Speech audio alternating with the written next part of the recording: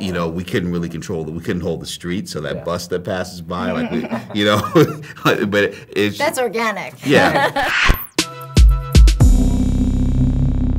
Everybody talking about Luke Cage like he's Jesus. I ain't no joke. I used to let the mic smoke.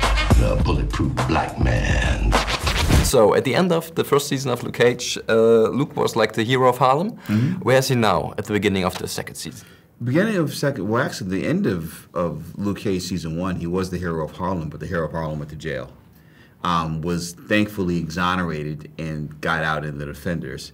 And so where we find Luke Cage in season 2 is that he's now a local celebrity who's being celebrated by the fact that he's accessible, because you know you can find Luke Cage at Pop's Barbershop, and you know that if you have problems you can go to Luke. And so we open with this really great montage that Lucy shot of, you know, Luke kind of being celebrated by the kids in the community, and like, you know, this one of my favorite shots is that he walks out of Harlem coffee shop, and there are all these women that are drooling over him, just you know, on turning the head on the block, exactly, and then it's matched with a sermon from a local preacher who a visiting preacher who turns out is actually Luke's dad.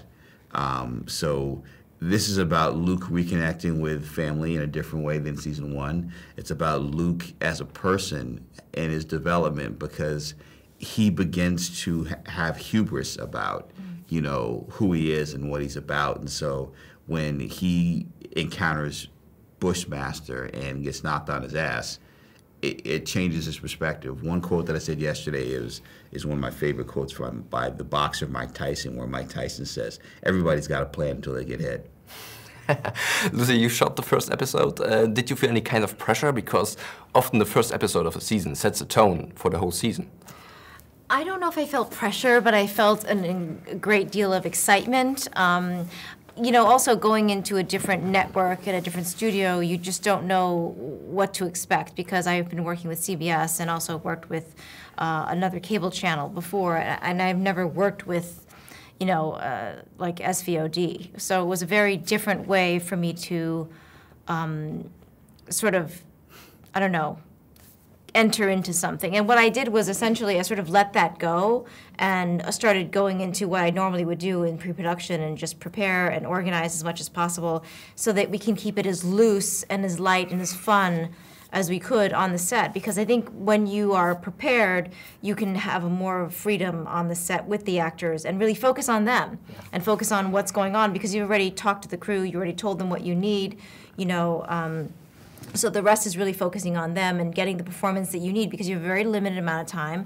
Their availability is also limited. You don't know when you're going to see them next. So I really wanted to make sure that I didn't, you know, start to obsess about what other people wanted, because then you'll lose sight of what you want to do. Yeah. Right. Well, it's really like Lucy said, and it's really one of her best qualities as a director is when she said, other people's pressure is her excitement.